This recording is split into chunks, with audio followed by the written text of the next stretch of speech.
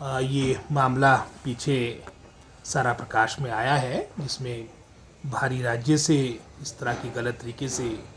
डिग्रियां प्राप्त करके रोज़गार मिला है और सरकार सारी बातों को लेकर सजग है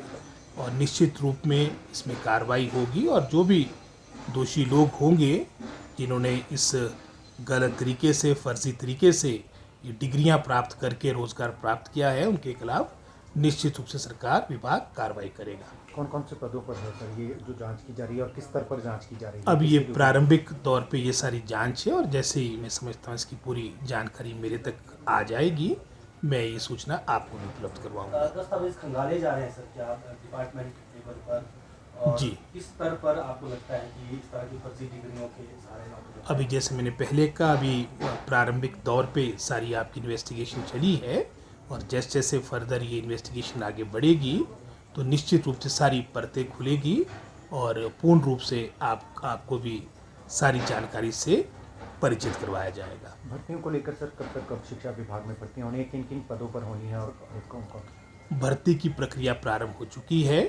हमारी लगभग कोई 2252 जो बैच वाइज आपके एलिमेंट्री एजुकेशन में पद भरे जाने हैं, इसकी प्रक्रिया इस महीने प्रारंभ हो चुकी है। भिन्न भिन्न ज़िलों में अलग अलग श्रेणियों के अंतर्गत जो आपकी जेबीटी, टीजीटी और सीएलवी की पोस्टें हैं वो एडवर्टाइज हो चुकी है और इसके माध्यम से शीघ्र ये नियुक्तियाँ होगी। इसके अलावा हायर एजुकेशन की भी जो हमने 585 लेक्चरार, स्कूल कैडर के पद आपके कमीशन को भेजे थे, वो भी एडवर्टाइज हो चुके हैं और जो भी एलिजिबल कैंडिडेट्स होंगे उनको एक समय अवधि दी गई है जिसके अंतर्गत वो अपने डॉक्यूमेंट सबमिट कर सकते हैं और उसके उपरांत ये प्रक्रिया भी आपकी पीजीटी यानी लेक्चरार, स्कूल कैडर की भी प्रारंभ होगी। और इसके अलावा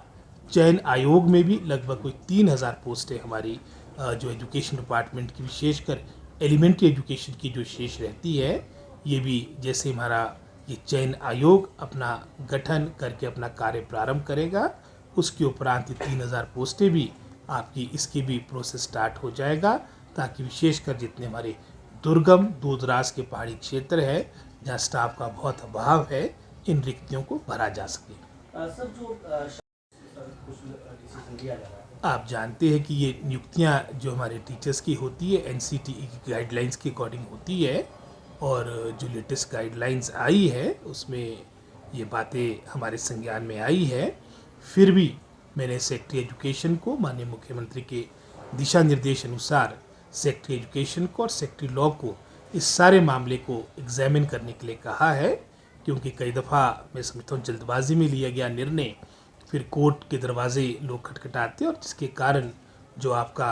दिनों में जिसका हल निकल सकता है उसमें आपको सालों इंतजार करना पड़ता है। तो हम जो भी फैसला लेंगे एज पर गाइडलाइंस लेंगे और जैसे मैंने कहा सेक्रेटरी एजुकेशन, सेक्रेटरी लॉ इस सारे मामले को एग्जामिन कर रहे हैं और उसके उपरांत जो सही निर्णय होगा, गाइडलाइंस के अकॉर्डिंग होगा, उसके अनुसार हमारी नियुक्तियाँ होगी। कौन मांगती सर? ये मैं समझता हूँ सारे मामले अभी इसी लेवल पे है। अभी सेक्रेटरी एजुकेशन ये जो आपने एक पक्ष रखा है,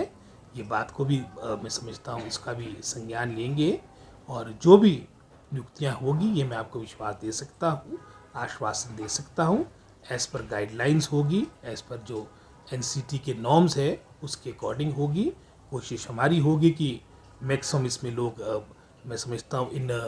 नियुक्तियों के लिए अपना आवेदन दे सके, लेकिन हमारी भी एक लिमिटेशन है और हमारा पूरा प्रयास होगा कि प्रोसेस शीघ्र प्रारंभ हो।